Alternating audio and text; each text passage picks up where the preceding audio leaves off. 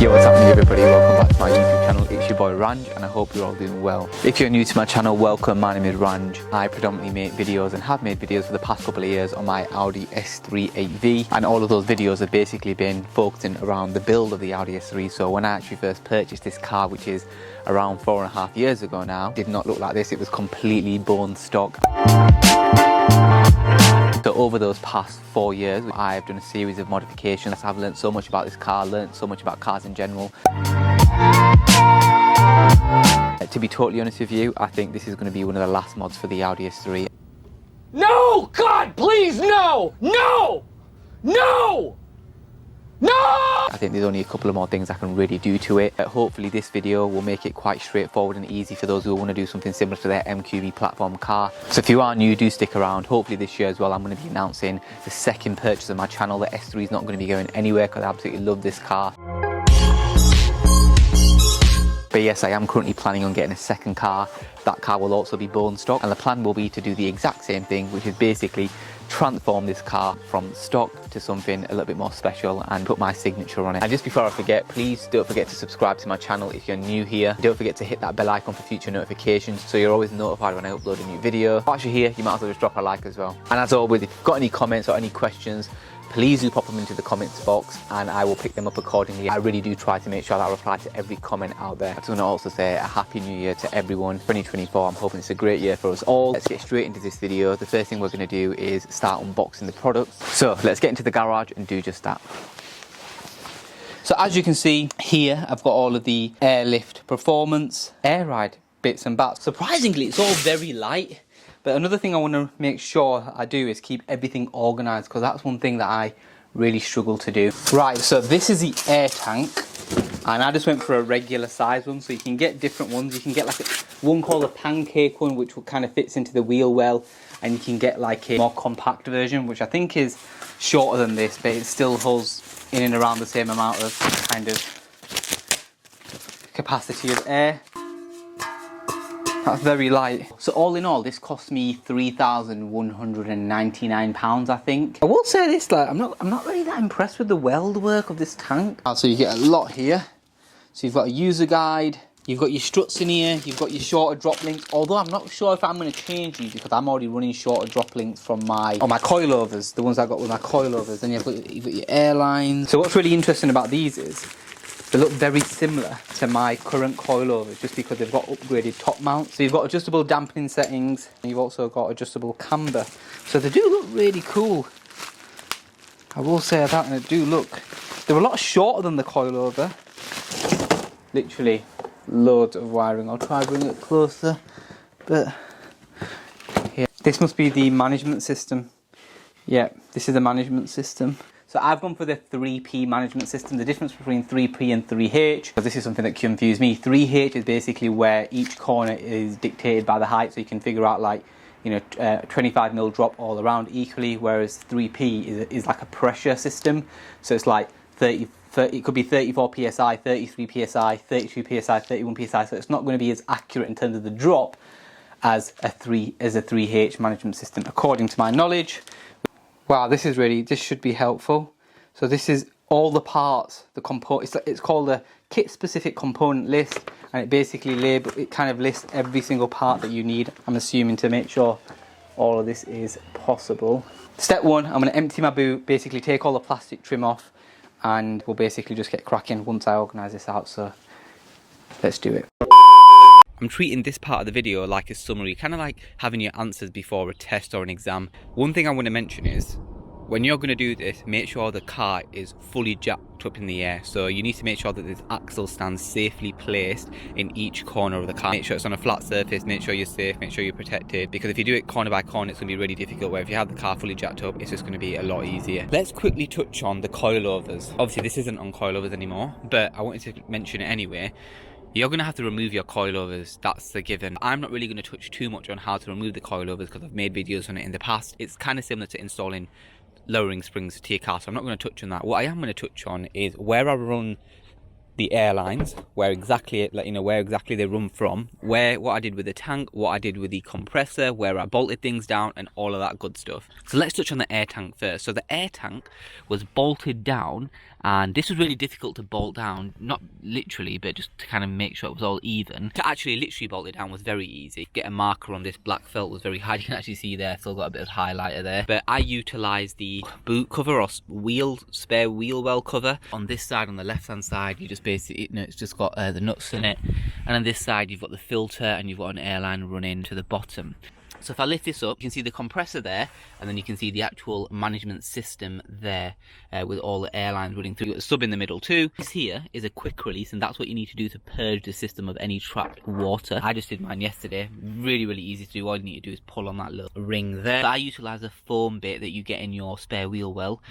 Just basically cut it accordingly. It's not bolted down. The management system isn't bolted down either. It just literally fits really snug in that bit there. Obviously you can see I've had to make some cuts here and stuff. This bit here, do you need to find like an earthing point? It's some sort of relay, but anyway, we bolted it down here, just straight through here. It was a hollow part of the car, and it was just a perfect way to, you know, find an earthing point or a grounding point for this. With regards to the main wires that run from the boot to through the firewall to the engine bay to the battery, as you can see, they run behind here, behind this boot from here on the left hand side, all the way down the left hand side of the car. Next is airlines. Getting airlines from the manifold to the rear of the car is going to be really easy and straightforward to do, because look at the distance of where you're really traveling. So as you can see, the right one here, so the right side driver's rear wheel runs all the way down here behind the trim, and then if you remove this here, see if I can do it, see the airline there, and ultimately I can't really take the wheel off right now, but I'm hoping that when I go through the in-depth clips and break things down, you'll be able to see it. But ultimately there's a grommet there, you pop it through the grommet and it goes straight down to that wheel well. Same thing on this side, really easy again. So left hand side, you can see the airline is here, go straight down there. The rears are really easy. I'm not really too kind of concerned in telling you how to do the rears. The front driver's side needs to go run through here behind this trim. If I open the door, runs all the way through here, down there, through here, and then literally there's a gap, there's like a foam gap, and if I show you, this is a cable for the bonnet to open and close.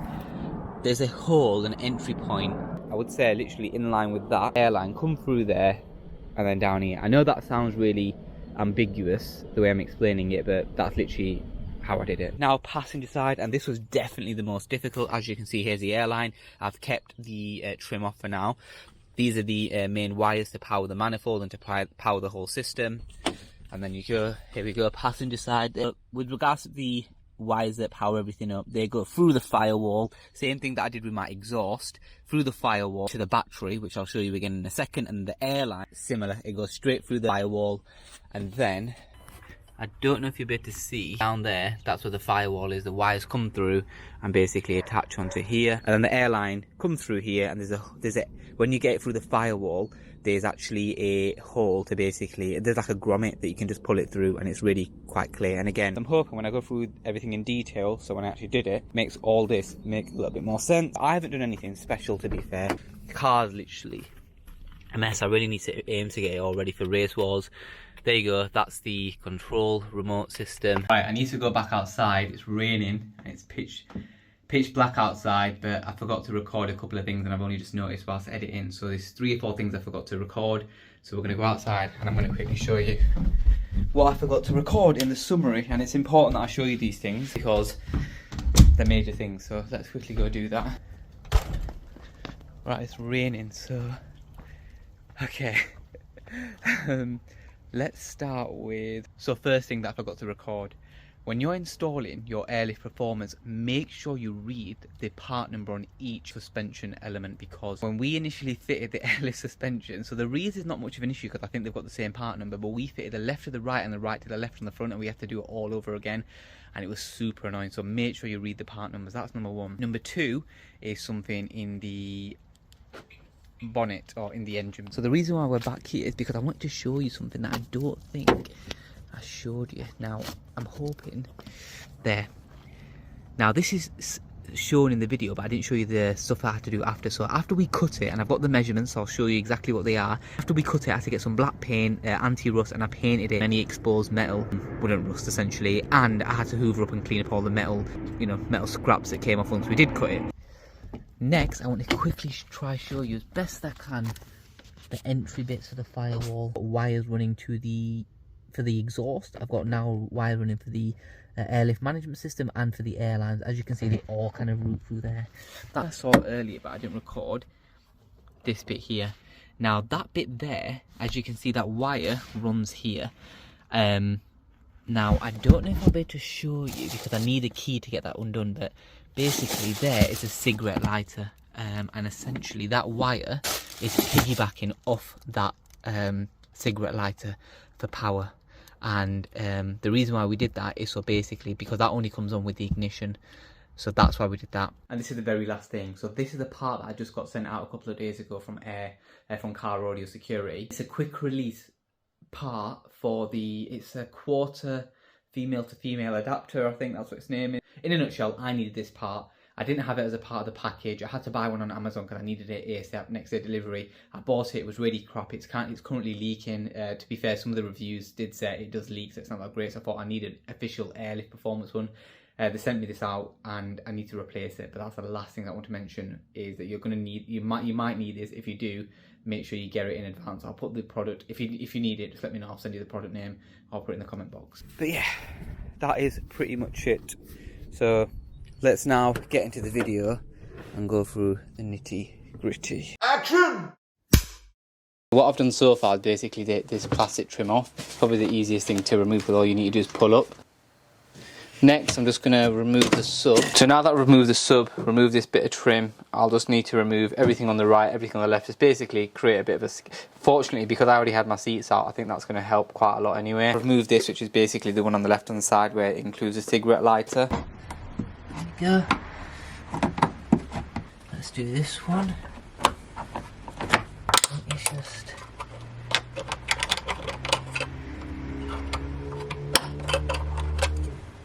broke anything there, have I? No, so there you go, a bolt there, and there we go. So let's get this little T25 out.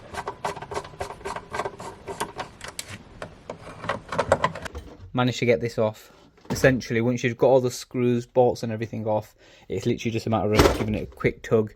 And typical Audi, these are the things that are holding it in, these clips, and we see these quite a lot. So I've managed to do all the left hand side now, all the way up to the glove box. Taking it around, as you can see, this is just basically now loose.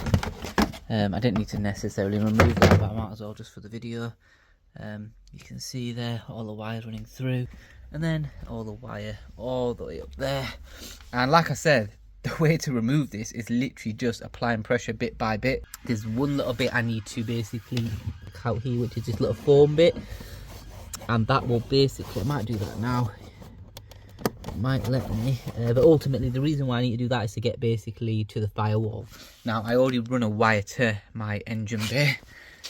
I'll show you where that is just for reference, and that is that wire, and that actually comes through via the...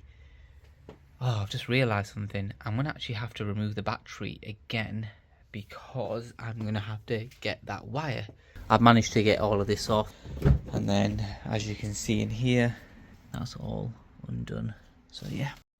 Simba, come on. What are you doing? Get off my car.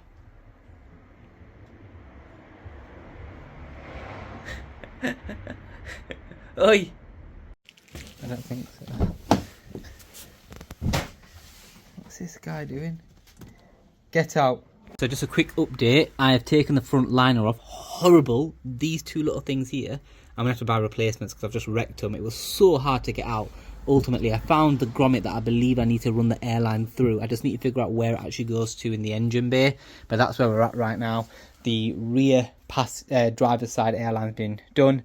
The passenger side airline's going to be really easy. Then it's just going to be a matter of doing the passenger front. Because I'm going to be cutting these bits here, and the reason why I want to cut them is because I don't know if you can see, but in here is essentially where you can adjust your camber if you've got adjustable camber top mount. As it stands now, all I'm doing is just measuring it because I'm going to get a drill bit and just establish what size drill bit I will need to kind of make a cut there, remove that accordingly. But yeah, that's all I'm doing right now.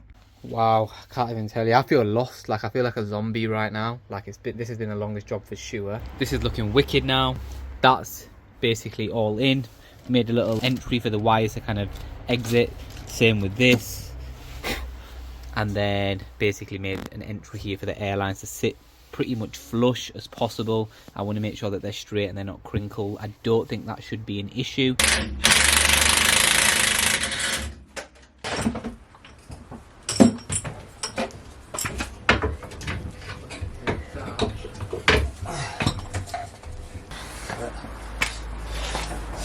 Ease what it is. What is that bit? You know, this side.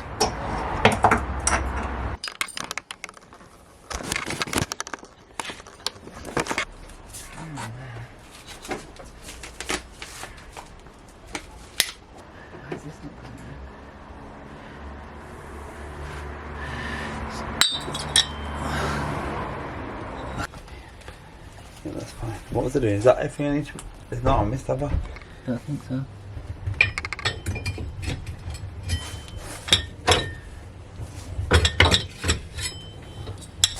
So that's everything I recorded in depth.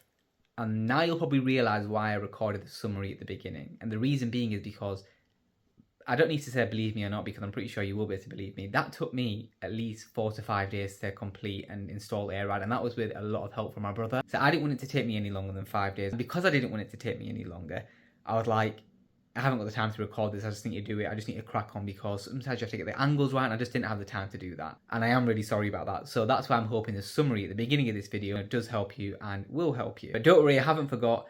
I'm now going to show you the car in action with some rolling shots and what the AIRRIDE looks like when it's going up and down and all that good stuff. So in 3, 2, 1, have at it.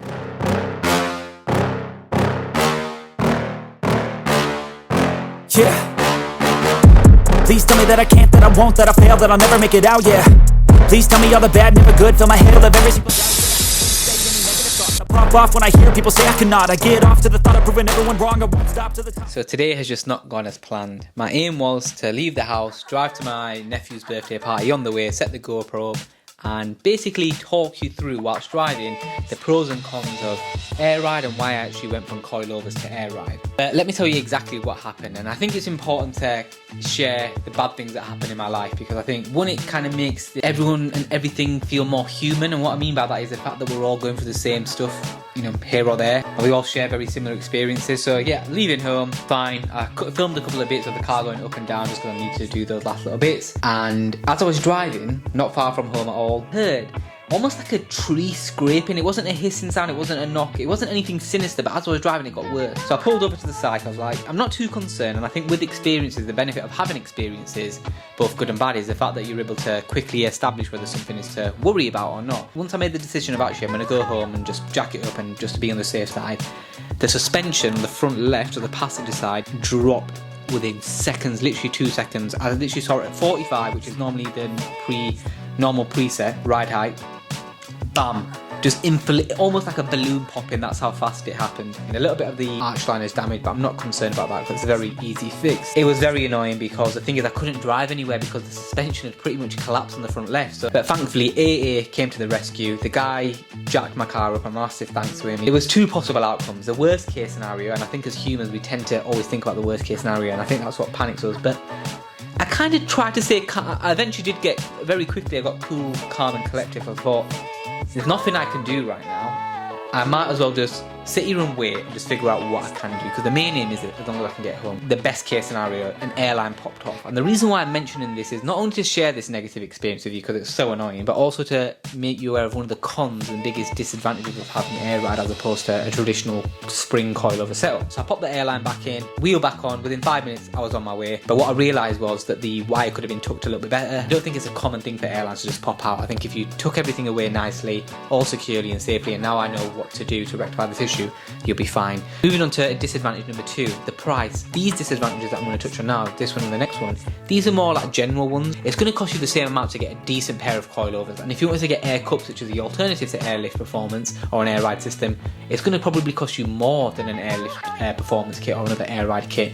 So price to me wasn't a really big issue. And then the third disadvantage is a ride quality, which is a big thing, and that was the biggest thing that I really looked into. What I will say is, in my honest opinion, it's on the drive preset, I generally cannot tell the difference between the coilovers and the airlift performance. I would say the only differences are due to the car not being tweaked and aligned. So the car hasn't had a proper alignment, and it hasn't had any of the dampening settings properly tweaked or the camber settings tweaked. My coilovers did, so that's the only example and the closest example I can refer or relate back to. Once that alignment's done and so everything's tweaked, I'm strongly confident that it will drive just as good as it was on the coilovers. Right now it's just slightly out, and you can feel it. Or preset high, I wouldn't recommend driving around like that, especially at speed. It doesn't feel very safe, it feels very wobbly, and I think it's really only used similar to air cups to kind of get over bumps and get over crappy road surfaces very slowly. So for me, they're the only cons or disadvantages, one of them being very real. I just had to experience it today, I'm so tired. But it is what it is, and that's just life. Now moving on to the pros. The pros are, and the biggest one for me, is the fact that at a push of a button, on demand, you can go as low as you want and as high as you want. With coilovers, if you're, for example, I was 35-40mm dropped, I could get over certain bumps, but my car would scrape. With coilovers, you actually have to take the suspension off to adjust it, and it's so annoying. With airlift performance, up and down, push of a button. What I will say is, if everything's set up perfectly, everything's been tucked away perfectly, it's been aligned, tweaked, on point, it will be as good as any other coilover. However, with that being said, I still think at the end of the day, on a track, proper handling quality, coilovers will always be on top. But I think airlift performance is, for example, my coilovers are pretty much KW-V2s. This airlift performance kit is as good as it is right now, so when it gets tweaked and aligned, I can't imagine how much better it's going to be. It's going to be a lot better. So yeah, super annoyed that had to happen today. My aim was to drive around, get the GoPro set up, and kind of talk you through these things as I was driving, because I thought it'd make things, you know, bring it to life a little bit more in terms of what I was talking on, but hopefully this has nonetheless. But look, I hope you enjoyed the video, I really do. Please give it a thumbs up, drop a comment. If you need any help with anything, please do always come to me. I'm more than happy to help. Everyone in the car scene should help each other. We're all going through the same shit and doing the same shit ultimately. I think this year you can expect a new car on my channel. Do not worry, that's 100% guarantee. So do let me know what car you want to see. I've already put a few polls on Instagram and YouTube. Let me know what you want to see. I'm going to try and limit it to about 7 cars max. I'll test drive them, take you on those test drives, and then we will choose something. It's definitely not going to be another hatchback. It's going to be most likely a coupe, saloon, or an estate. Most likely coupe, because I've always wanted a coupe, and I want to get a car that I'm actually going to keep, because my aim is to build out a collection. If you're new to my channel, please do subscribe. Hit that bell icon for future notifications. You're always notified when I upload a new video. Please do support me. If you've already subscribed and you've already hit that bell icon, thank you. Please do carry on supporting me. And listen, take care of yourselves, take it easy, and until next time, peace.